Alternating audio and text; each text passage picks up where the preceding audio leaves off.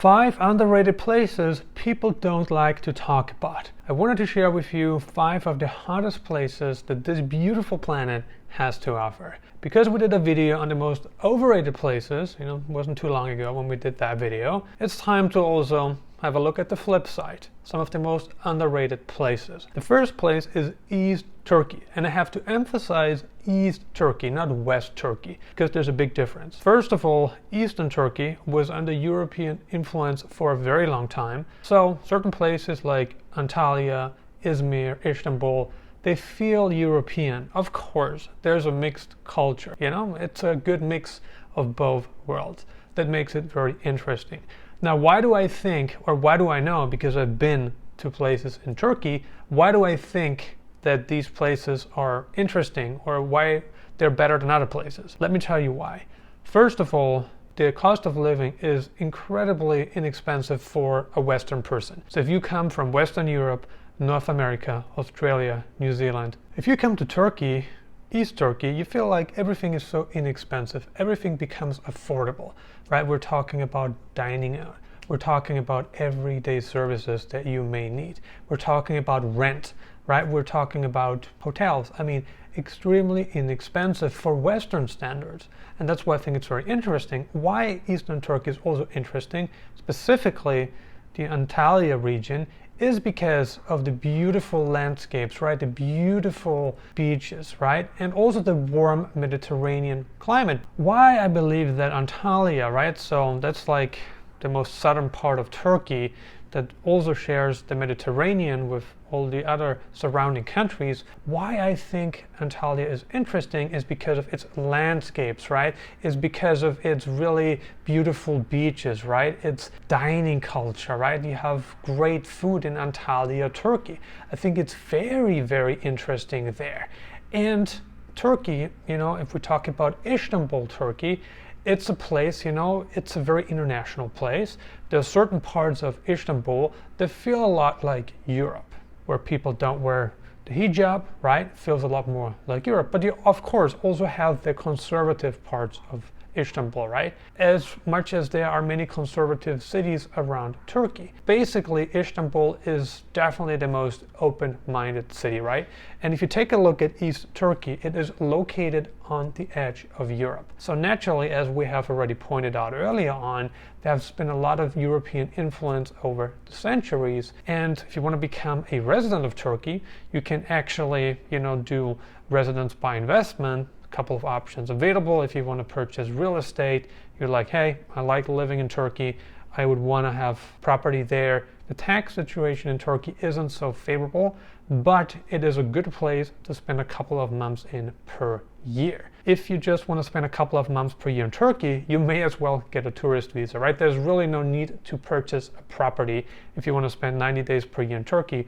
And Turkey also allows you to stay 180 days per year if you come from certain countries, right, that have a special treaty with Turkey. Some of the downsides of living in Turkey include the high inflation rates, okay? Turkey has one of the highest year-over-year inflation rates in the entire world, okay? Let's be honest here, let's just throw it out as it is. However, does that really affect you if you bring in money from abroad? Maybe it doesn't. It's kind of the same situation as in Argentina. The locals, they struggle, they suffer because they earn their money in Turkish lira. But if you earn your money in US dollars, Canadian dollars, British pounds, euros, Australian dollars, New Zealand dollars, you're in a much more favorable position than a local person, right? That has to really struggle and really, think twice before each expense is made. With the exception of Antalya, so we're talking about the most southern region, you can probably also count in Izmir. The weather in Turkey isn't that great, right? But if you want to have mild winters, if you want to enjoy mild winters, then Antalya and Izmir could be good places for you. Next up, we have a place that we haven't talked about on this channel at all, and that place is Slovenia, Austria's most southern neighbor. Of course, Italy is also Austria's most southern neighbor. But what's interesting about Slovenia is that Slovenia actually has a pretty interesting and pretty low barrier of entry residence program. If you want to open up a company in Slovenia, of course you might think, well, I'm not an entrepreneur, okay, this might not apply to you. But if you are an entrepreneur, if you're a business owner and you're like, hey, I wouldn't mind incorporating a company in order to pick up residency in Slovenia, then this option could be for you. So it takes more than $50,000 invested in a local company, and you also must employ at least one local person, right? So that's one Slovenian citizen or an EU citizen. So you get more options, right? If you don't find qualified staff in Slovenia, you may also employ an EU citizen. I think this is a really interesting option because the barrier of entry is actually quite low. This is an interesting option because if you take a look at the other residence by investment options that exist across Europe, you will actually see that the barrier of entry is much harder, it's much more tedious than Slovenia's option. So if you're an entrepreneur and you're like, hey, I don't mind putting some of my money at risk in order to pick up a valuable residence permit in a country like Slovenia, then this option is something you might want to consider. Slovenia is a country that is pretty much landlocked except for a very, very tiny length, okay, very, very tiny length. It's not a place, that's known for its gorgeous beaches, but Slovenia is known for its beautiful sceneries, it's very green. Slovenia is a great place for families because the education system is fantastic. People are very friendly, they're not xenophobic, they're very open-minded. In fact, it's my opinion that Slovenians are one of the friendliest people across whole Europe. And I can tell you that with certainty because I have actually gotten to know Slovenians on a personal level. I've spent a lot of time in Slovenia when I was younger, and so I do know Slovenians and I've had very good experiences with them. Very good experiences with them. So I think Slovenia is a great place if you love nature, if you value good healthcare, good education, and if you want your children to grow up in a decent environment, in a green environment, in a healthy environment, because there's little to no air pollution in Slovenia. Really, really not much, right? It's a beautiful place. I think this is an option that you might want to consider. Next up, we have the Canary Islands, an island group that's part of Spain. It is located off of the coast of Morocco. So this is not a place that many people would consider as Europe, right? When people say, oh, I'm heading to the Canary Islands for a couple months, they don't actually consider it as part of Europe because it is so far away. But technically it is part of Europe. And what's interesting about the Canary Islands is that it's a very business-friendly place actually, because in the Canary Islands, if you're an entrepreneur, if you want to set up a company in the Canary Islands, we're talking about Tenerife, Gran Canaria, we're talking about Lanzarote, we're talking about also the small islands, right? If you want to set up a company in the Canary Islands, doesn't matter what island you decide to choose, you can actually get an amazing deal when it comes to corporate taxes, right? Because with a company in the Canary Islands, you only pay 4% corporate tax.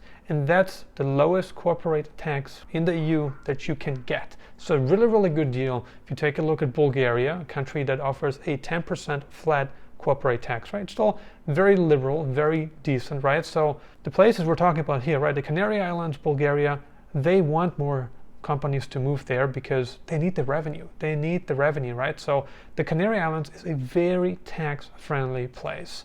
And it also is a place filled with beautiful sceneries. It's great for nature. It has beaches. The Canary Islands offer one of the cheapest cost of living across Europe.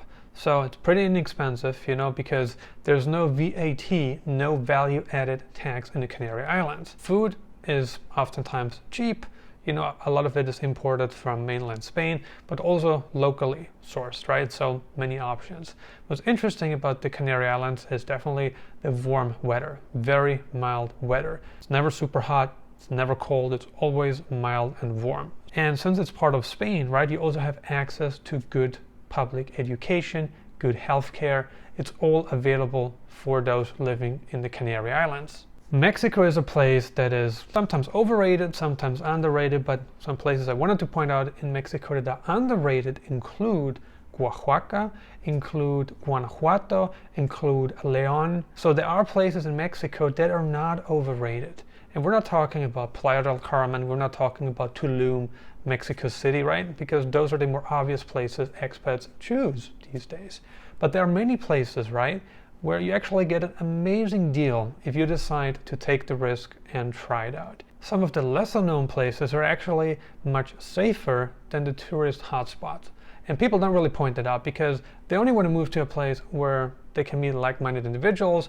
And I agree that is very important, especially if you're into networking. There's no question about that. However, if you have a family and you want to live a more localized life, then perhaps you want to look at different places in Mexico. And the cost of living in Mexico can be incredibly low. So if you come from Canada or the United States and you want to move further south, you will find amazing deals in Oaxaca, you'll find amazing deals in León, Guanajuato. So there are really, really good and reasonable places. And Mexico's climate, we're talking central Mexico, is actually quite pleasant. The nights, especially during winter, can be a little bit fresh, right? Can be a little bit cool to cold, but it heats up pretty quickly again. And also if you're in Mexico, right, the proximity to home is just so valuable. It's just a couple of hours by plane to get back home. Or, if you want to drive across the border, that's a definite possibility as well. The last country is Argentina. And it never fails to surprise me that so few people talk about Argentina because it has so many great benefits. Argentina is a very cultural place. It is a huge country. It has so much to offer in terms of landscapes, sceneries, things to do. It got access to the ocean, so it's not a landlocked country like Paraguay is. Argentina got beaches, glaciers, got a nice countryside, right? Big cities. It has so much to offer. And if you want to become a resident of Argentina and later on convert to citizenship, it actually is not that difficult. It's actually quite easy to become a citizen of Argentina. It really only takes 2 years of residency before you can apply for Argentinian citizenship. If you want a second passport and if you want to live in a diverse country, in a beautiful country, in a low-cost country, then Argentina is an option that I'd recommend to you. I also wanted to throw in a little bonus, and that bonus is Italy. Italy is a country located in southern Europe. It's one of the most historic places of this very planet. Italy now offers great residency by investment options. So if you want to come in as an investor, if you want to open a business, invest money, or if you want to, donate money to the government, if you want to invest in, like stocks, bonds, there are options for this in place as well. Since so many people are after the lowest tax rates that exist, yet they don't want to sacrifice their lifestyle, they don't want to sacrifice the quality of life that they had back home, they should actually consider moving to Italy, because if you move to any of the southern provinces of Italy, anything that's south of Naples, you actually only pay 10% taxes on your taxable income. You get a 90% tax break. This is recommendable, this is advisable, this is fantastic, because there aren't really that many deals like this in Europe right now. Unlike a place like Dubai, where you have limited access to everyday things, Italy offers much more than Dubai. Italy offers a very diverse lifestyle. It offers beautiful beaches. It offers amazing culture. It offers the best food in the entire world. We're talking about European quality food and a great climate as well, and also friendly people. Italy has so much to offer, and I absolutely believe, 100% convinced, that Italy is probably the most underrated place out of all the places that we discussed today, because the southern provinces of Italy are actually quite inexpensive. And I think for the quality that you get and the money that you pay, it is really, really an amazing deal. Which of the discussed places is the most underrated? Are there any other places that we could have added to this video? Leave a comment below and let us know. Consider subscribing if you haven't already. I'm uploading new videos on digital nomad locations, travel updates, and investment advice several times a week right now. And if you got some more time left, check out these videos. Thank you for watching.